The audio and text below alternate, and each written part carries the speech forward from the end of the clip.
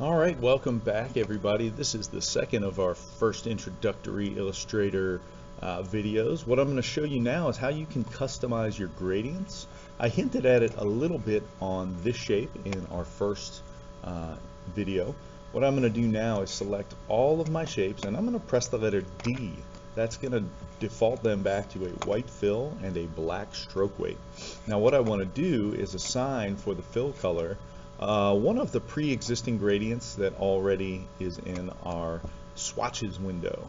Now the standard black and white gradient that comes in, it is automatically in a linear format, but you can customize that by clicking radial, or it looks like they've even added a freeform gradient option, which I don't know if we're going to want to use right away because that's new, and maybe it's good for experimenting after you learn the basics with either radial or linear. Now how does this work? Well, right now it's basically trying to give you a mix of white and black. Now you can control both the opacity of the colors here. You can add extra colors. This little diamond will shift the color as it moves. Let's see, is that working? Let's select our shape and then adjust our gradient. There you can see it changes. You can give more preference to one or more of the colors. But also, if you click and drag from the swatches window, you can drag new colors down in here and it will add those to the gradient. Now the gradient doesn't always have to run from left to right. You can put angles on it, so if we move it to 90 degrees or minus 90 degrees, you can control what's on the top and the bottom. There's also a handy button that says reverse gradient that will quickly flip the colors from one side to the other. If you have a color that you don't particularly like, you can just click and drag the little dot out the bottom of the window and that will take care of that. So maybe I want to remove those two colors and I'm left with just this. Perfectly fine. I'm on to the next shape. Again, to start, either pick one of the existing gradients that's already in here. This one's interesting because it has a low opacity on one of the colors. So if I overlap these, you can see it's semi-transparent. So if I drag a new color in here, that color comes in 100% solid. This one is at 0%, but you can change that to maybe 50. In this one we could change, well, let's just change the color entirely. I'll mix a new color from these little sliders and we'll go with that. So that is interesting, but I'm going to go ahead and switch it to a radial gradient. Let's see how that works. Okay. Now also, you don't have to have a stroke weight at all. If you choose white with the red slash here, that will get rid of your stroke weight, or you can take your point value down to 0 and then you won't have an outline color on the shape at all. So let's play with this concept. You can again click a pre-existing gradient, mix and match your colors, drag them out the bottom if you don't like what you're getting, click and drag new colors in, and again each color that is part of the gradient can have an opacity from 100 down to 0, and the closer you put those colors in proximity to one another, the more or less fade you get. Now I'm going to go ahead and hide the stroke weight here by clicking the white with the red slash, and then when we take this color and overlap it on top of the others, it fades out to nothing in a transparency. That's kind of interesting. Alright, I'm going to go ahead and play with the order of my colors and shapes a little bit. If you right click on any of the shapes you select with the selection tool, you can do arrange and either send them to the back, which sends them all the way to the bottom, or you can click and send them back just one step. And the keyboard shortcut for that involves the bracket keys. So control and the left bracket will go backwards, control and the right bracket will go forward. So if I click control shift left bracket, it goes all the way to the back, and if I hit control right bracket, 1, 2, 3, eventually it will come to the top of the stack. Alright, so let's throw some gradients on there. Let's play with them. We can customize any of these colors, and if I move the colors close to one another, you see there's very little fade. Go ahead and put that on a 90 degree. You can hardly see that one, so let's move these colors much closer together. So if you had a lot of space between the colors, the fade will be gradual. If you move them super close together, you get kind of a tight line. Okay, So we want to take all those same shapes that we had, and we want to throw some custom gradients on it.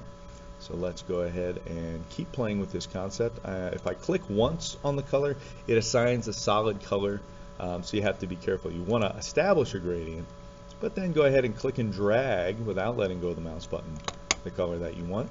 And then of course, if you click between any two colors, it will give you a new mixer, the exact color that it was, but then you can click and drag to rearrange them. You can double click on any of them and assign a new color that you'll mix down here. So you can grab something straight from the bar with the Roy G. Biv spectrum, or you can move your cyan, magenta, yellow, and black sliders to mix a color that you prefer. Alright, so I'm going to go ahead and select and keep playing with these shapes. Again, I do think it's a good idea to get used to playing with how to overlap your shapes. Okay, rearrange the order of the colors. If you want something to look, maybe you want that to look like an eyeball, right? I'm going to go ahead and drag that in. Another thing that you can do is you can press the letter G to get the gradient tool. That will actually let you move the gradient around or reapply it. So that can be kind of fun as well. You just click and drag, and then you can still adjust the colors. Oops. As you're mixing.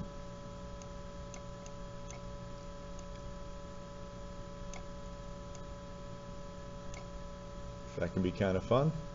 If I want to click and drag a color into it, I can still add those colors or remix them down here. All right, so have fun with this concept. Play with adding new gradients. You can also hit the edit gradient button that lets you edit it real time on the shape, so you can kind of see your changes as you make them. These can be rotated and moved, recentered, and then again, if you click between the two here, it gives you a new slider. You click between the two here, we'll mix a new color. And you can always click and drag a color down from the swatches window into the gradient mixer as well. So that's how the gradients work. So again, V, select your shape. You can resize or you can move it. You can click on a gradient to establish one that already exists and then start making changes. There's an angle change. Right, maybe I want to have some of the colors in here but not all. So I'm going to rearrange these. Then I can press G to get the gradient tool, which lets me actually move or adjust them in real time right in the image. Okay? So work until you've got G, a gradient, applied to each one. And we're going to take our resulting image, save the file. I have to do save as. This one I'll save to the cloud. The first one is 5 shapes. I'll call this 5 gradients. Save that. And I'm going to do a file export as. And I'm going to export it as a JPEG. And again, I'm going to click use artboards. Okay. In fact, I want to show you a reason why you would use artboards in a bit, but for now, I'm just going to go ahead and click OK. But if I had objects hanging off the edge, if these shapes are all really big, I'll go ahead and export a version of this with and without. Hold Shift and scale that up. Okay.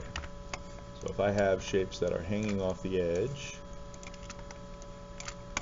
when I export as, if I don't click Use Artboards, 5 gradient, no artboard. I'll then open those JPEGs up. I'll do this one, export as, and we'll use artboards. Get your gumdrops. I already named one 5 gradients, so I'll replace that. Now I'm going to go ahead and save the Illustrator file, do File, Open, and I'm going to open up both of those gradients as JPEGs so you can see the difference. So here is the gradients that's been trimmed, and here's the gradients where it hasn't been trimmed. You can see the first one is only the printable area from the file, so the artboard cuts off. The other went ahead and exported everything. That's not bad, but when it comes to printing, you may end up with extra stuff that you didn't intend, so it's important to know the distinction of what that tool actually does. So the other thing that I want to do is I'll go ahead and close this out. I'm going to zoom in to show you the difference between a JPEG and an Illustrator file. So if I use my zoom tool and I zoom in really, really closely, eventually you'll start to see pixels that make up the line on a curve or a diagonal. Okay, we're at about 6,000% here. Go ahead and go to 8,000. So it's starting to look kind of low res. So that means we have a limit to how big we could actually print this. But when you're looking at the Illustrator file, I'll go ahead and zoom in on the same section. That doesn't really get pixelated when you zoom in, and that's really the power of Adobe Illustrator. It's being redrawn every time you resize it because it's a vector art. So there's an algorithm that works in the program to redraw the shape, and you'll just be much happier when your end result is printed with this because it's a much smaller file size, but it's still able to be printed as small as a postage stamp or as large as a poster without any pixelation. So that's an important distinction to keep in mind. All right. So with our next video, we'll play around with actually making some art.